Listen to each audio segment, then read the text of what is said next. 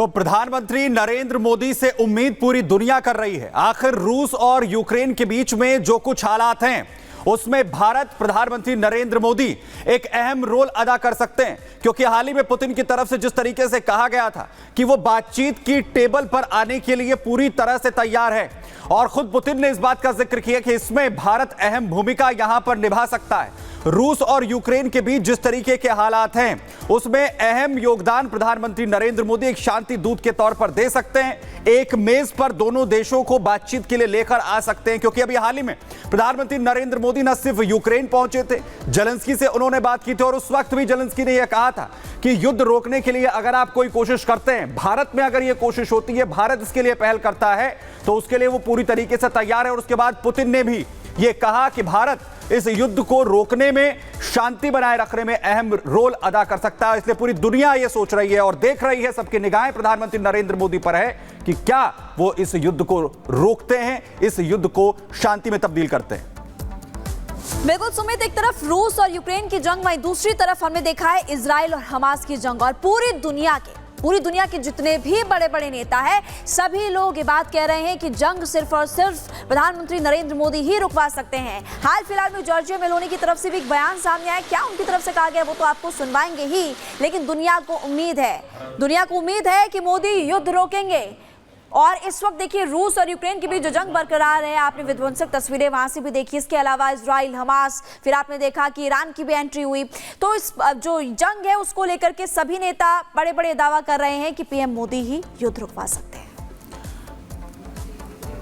लेकिन भारत पर ही आखिर क्यों भरोसा है? सवाल ये, पूरी दुनिया भारत की ओर, प्रधानमंत्री नरेंद्र मोदी की ओर आखिर क्यों देख रही है? दरअसल भारत के रूस और यूक्रेन से अच्छे संबंध हैं, ये पूरी दुनिया जानती है। हाल ही में दोनों देशों का भी प्रधानमंत्री ने दौरा किया, और भारत अभी तक पूरी तरह से तटस्थ बना रहा है। उसने कोई भी एक पक्ष का समर्थन नहीं किया। पीएम मोदी ने दोनों देशों में जाकर शांति की बात कही, शांति की अपील वो लगातार करते रहे हैं। भारत के प्रस्ताव को अमेरिका भी महत्व देगा। भारत जो कहेगा उस पर अमेरिका की तरफ से भी उसका जोर रहेगा, उसे वो आगे बढ़ाएगा। और भारत की जो ताकत है वो लगातार बढ़ रही है। पूरी दुनिया आर्थिक तौर पर भी भारत की ओर देख रही है। भारत विश्व में लगातार अपनी पहचान बना रहा है, आर्थिक महाशक्ति भारत लगातार बन रहा है। और ऐसी परिस्थितियों में भी जो तटस्थता भारत ने दिखाई है, ये वो मुख्य कारण है जिसमें भारत, प्रधानमंत्री नरेंद्र मोदी शांति दूत के तौर पर अहम रोल अदा कर सकते हैं। देखिए 3 साल से भी ज्यादा समय से चल रहा रूस और यूक्रेन युद्ध अपने आखिरी दौर पर है, क्योंकि युद्ध में भारत की एंट्री हो चुकी है। पुतिन और जेलेंस्की पहले ही मान चुके हैं कि पूरी दुनिया में केवल भारत ही इकलौता देश है जो कि युद्ध रुकवा सकता है। वहीं पर अब इटली की प्रधानमंत्री जॉर्जिया मेलोनी ने भी ये माना कि भारत सुपर बॉस है, भारत ही युद्ध रोकेगा। देखिए रिपोर्ट।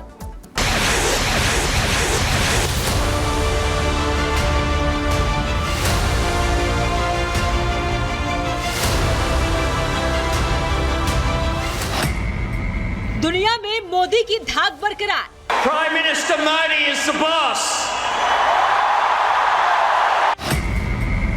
पहले पुतिन, अब मेलोनी ने माना लोहा। Hello from the Melody team. Meloni को विश्वास, मोदी से आस।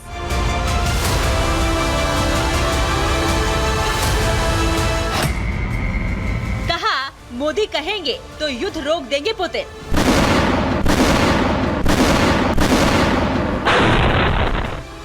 पूरी दुनिया मान चुकी है कि भारत के प्रधानमंत्री नरेंद्र मोदी ही सुपर बॉस हैं।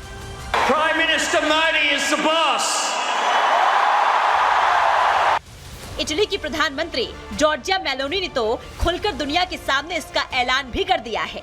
मेलोनी ने दुनिया को बता दिया है कि करीब 3 साल से चल रहे जिस युद्ध को कोई रोक नहीं पाया, उसे सिर्फ और सिर्फ भारत के प्रधानमंत्री नरेंद्र मोदी ही रोक सकते हैं।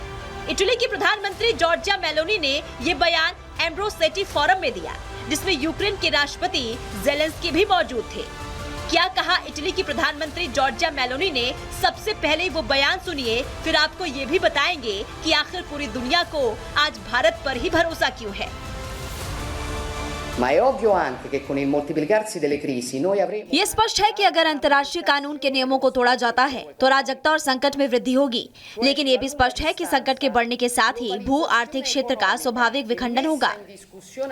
यानी लंबे समय में आर्थिक वैश्वीकरण और अंतर्राष्ट्रीय कानून के नियमों पर सवाल उठाना साथ साथ नहीं चलेंगे। यही बात मैंने अपने चीनी समकक्षों से भी कही। हमें चुनना होगा क्योंकि ये दोनों चीजें एक साथ नहीं चलती।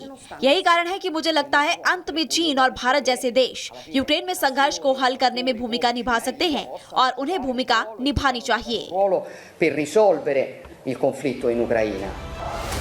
प्रधानमंत्री नरेंद्र मोदी की अगुवाई में भारत आज उस मुकाम पर पहुंच गया है कि दुनिया में कहीं भी टेंशन हो, कोई भी संकट क्यों ना हो, हर एक देश भारत की तरफ ही मदद की उम्मीद से देखता है। और यही वजह है कि जब पुतिन और ज़ेलेंस्की युद्ध करके थक गए हैं तो दोनों देश अब भारत की तरफ देख रहे हैं, इस उम्मीद से क्योंकि प्रधानमंत्री नरेंद्र मोदी ही दुनिया के इकलौते नेता हैं जो युद्ध रुकवा सकते हैं। यूक्रेन के साथ रूस की संभावित शांति वार्ता में चीन, भारत और ब्राजील मध्यस्थ की भूमिका निभा सकते हैं। आप एक बड़े देश हैं, आपका प्रभाव बहुत बड़ा है और आप पुतिन को रोक सकते हैं, उनकी अर्थव्यवस्था को रोक सकते हैं, उन्हें वास्तव में उनकी जगह पर ला सकते हैं। अगर पीएम मोदी के पास शांति को लेकर कोई विचार है तो हमें इस पर बात करने में खुशी होगी। भारत पर तमाम बड़े देशों को विश्वास इसलिए भी है क्योंकि जब जब संकट आया है भारत ने संकट मोचक बनकर दुनिया की मदद की है। वहीं रूस यूक्रेन युद्ध को रोकने के लिए भी भारत ने पहल शुरू कर दी है। एनएसए अजीत डोभाल पीएम मोदी का शांति संदेश लेकर रूस जाने वाले हैं। माना जा रहा है कि इस शांति संदेश के जरिए भारत रूस यूक्रेन जंग रोकने के लिए बड़ी पहल करेगा। Report Republic Bharat.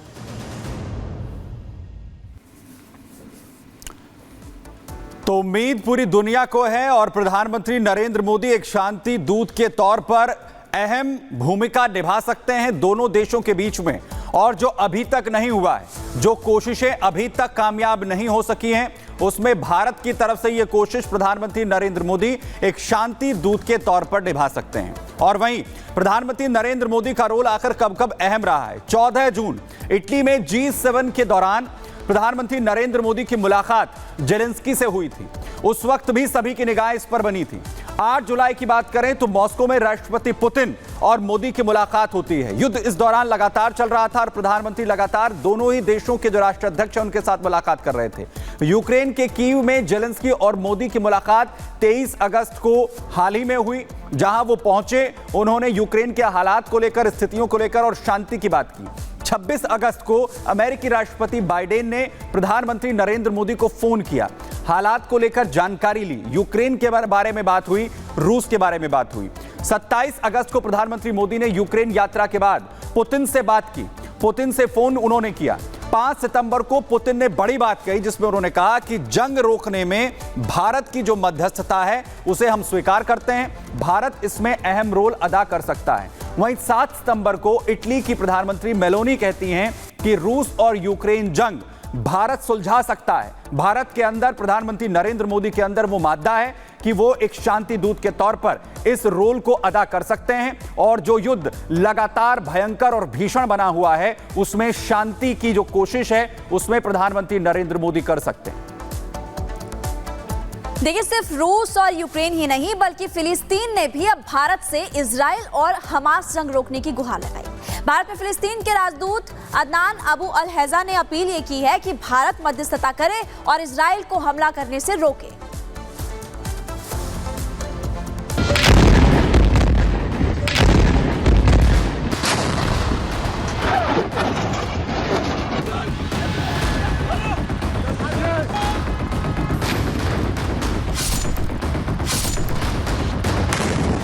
Israel Hamas के बीच युद्ध थमने का नाम नहीं ले रहा है। 7 अक्टूबर 2023 को इजराइल में हुए हमास के हमले के बाद इजराइल चिंतित हमास के आतंकियों का सफाया कर रहा है। इजराइल एक हमले का इंतकाम इतनी बेदर्दी से ले रहा है कि इजराइल की तरफ से लिए गए एक्शन में फिलिस्तीन को जान माल का बड़ा नुकसान उठाना पड़ा है। हालांकि अब भारत में फिलिस्तीन के राजदूत अदनान अबू अल हैजा ने भारत से मध्यस्थ की भूमिका निभाने की अपील की है। उन्होंने कहा है कि फिलिस्तीन को जंग रोकने के लिए भारत जैसे मित्र की तलाश है। मुझे पता है कि भारत एक शांतिप्रिय देश है और हम भारत से मध्यस्थ की भूमिका निभाने की अपील करते हैं। We are always looking for a friend like India to play a mediator role, and I know India is a peaceful country, so we are calling them to play that role, especially they are friend of both.